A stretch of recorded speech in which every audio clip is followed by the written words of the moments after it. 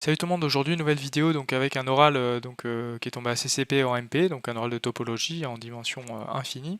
Donc bon, je spoil pas le résultat final, mais c'est un exercice qui est assez intéressant dans son résultat. Donc on va voir ce qu'on peut en tirer. Je vous laisse le chercher, mettez la vidéo sur pause, cherchez par vous-même, lâchez un petit like si vous pensez que la vidéo peut vous être utile.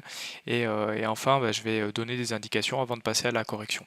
Allez, donc on est parti pour les indications. La première indication, ça va être de montrer que O est l'image réciproque d'un ouvert par une application qui est continue. L'application en question, c'est l'application phi qui a f va associer f de 1. C'est une application qui est linéaire. Donc pour montrer sa continuité, il faut montrer qu'il existe cas strictement positifs tels que pour tout f dans O, la valeur absolue de phi de f est inférieure ou égale à k fois la norme infinie de f. Procédez de même qu'à la question 1. Troisième question, ce n'est pas un ouvert pour cette norme. Il faut montrer que O ne contient pas de boule ouverte. Il faut montrer qu'il existe f dans O, tel que pour tout R dans R plus étoile. La boule ouverte, centrée en f de rayon R, n'est pas incluse dans O. On pourra chercher une suite d'éléments fn de E qui ne sont pas dans O, et tels que la norme 1 de f moins fn tendent vers 0 pour n qui tend vers plus infini. La fonction qui a x va associer 1 moins x puissance n, qui dépend de n, convient. Donc on est parti pour la première question. Donc on considère O l'ensemble des f dans E tel que f de 1 est strictement supérieur à 0. Donc là l'idée ça va être de montrer que O c'est l'image d'un ouvert par une fonction, enfin l'image réciproque d'un ouvert par une fonction qui est continue. Donc l'application naturelle ici ça va être l'application qui va permettre de définir O, c'est-à-dire la fonction qui a f va associer f de 1. Qui est bien l'application de E dans R.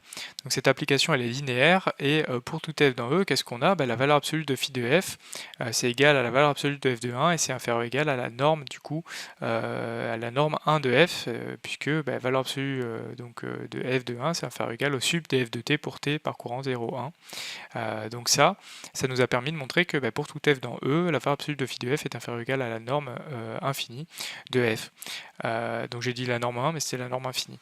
Vu que phi est continu et qu'on a cette inégalité-là, eh bien on montre que ça montre que phi est continu sur E. Qu'est-ce que par définition phi de R plus étoile c'est O, donc O c'est phi moins 1 de R plus étoile, donc O est l'image réciproque d'un ouvert par une fonction qui est continue, parce que R plus étoile est effectivement un ouvert, O c'est un ouvert pour la norme infinie. Allez, donc on est parti pour la deuxième question. Donc on va faire exactement ce qu'on avait fait à la question 1. Donc on va poser psi, l'application qui a f associée à l'intégrale de 0 à 1 de f de t dt. Donc toujours une application de E dans R.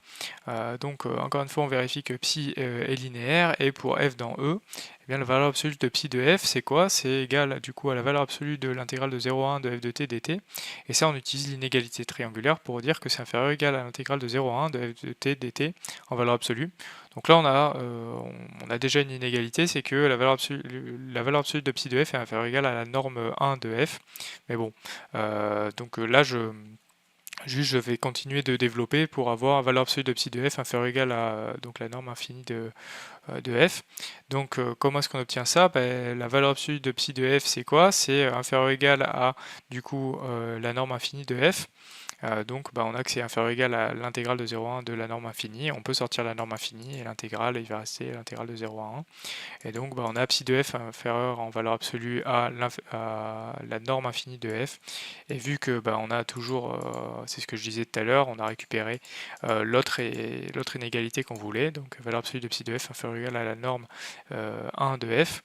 Et donc ça montre que psi elle est continue sur les deux espaces vectoriels normés voulus. Vu que psi de f par définition c'est R-, donc f c'est psi moins de R-, R- étant infermé de R, et bien on a que vu que psi est continu, bien f est fermé dans les deux espaces vectoriels normés considérés. Allez, donc allons-y pour cette troisième question. Étant donné la formulation de la question, on a envie de penser que O c'est pas un ouvert pour cet espace vectoriel normé, E avec la norme 1. Donc on va essayer de le formaliser. L'idée ça va être de montrer que O ne contient pas une boule ouverte. Donc ça veut dire que on n'a pas pour tout f appartenant à O, il existe R dans R plus étoile, tel que la boule ouverte centrée en f de rayon R est incluse dans O. Donc ça veut dire quoi? Ça veut dire qu'il existe un f dans O, tel que pour tout R dans R plus étoile.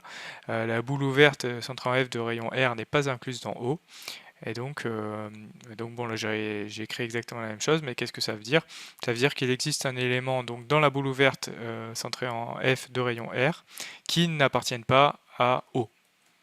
Donc la méthode classique pour cela, c'est de montrer qu'il existe une suite Fn d'éléments de E qui n'appartient pas à O, telle que la norme donc f moins Fn, la norme 1, tend vers 0 pour n quittant R plus infini, puisqu'effectivement pour tout R dans R plus étoile, donc par définition quantifiée de la limite, il existe un élément, précisément donc Fn à partir d'un certain rang, tel que donc la norme 1 de f moins Fn est inférieure à R. C'est-à-dire que F appartient à la boule, Fn appartient à la boule ouverte centrée en F de rayon R, mais par construction, Fn n'appartient pas à O, donc la boule ouverte centrée en F de rayon R n'est pas incluse dans O, puisque tout élément de la boule ouverte n'est pas forcément dans O. Donc voilà, c'est l'idée. Donc d'habitude, une fonction contre-exemple qui marche bien, ça va être la fonction qui a x va associer x puissance n. Ici, fn de 1, ça fait 1, et donc fn appartient à O, donc bon, on est un peu déçu, mais qu'à cela ne tienne, on va plutôt poser fn, la fonction qui a x va associer 1 moins x puissance n, et donc on pose f, la fonction qui a x va associer 1. Donc pour tout n dans grand N, la valeur absolue de f moins fn, c'est la norme 1 de x puissance n. Donc c'est l'intégrale de 0 à 1 de la valeur absolue de x puissance n, donc intégrée entre 0 et 1. La valeur absolue elle saute puisqu'on est sur 0 à 1. Au final, ça nous reste une intégrale très simple à calculer, c'est l'intégrale de 0 à 1 de x puissance n plus 1 sur n plus 1, enfin une primitive simple. Donc il va rester 1 sur n plus 1, et on a bien fn de 1 qui vaut 0, donc fn n'appartient pas à O.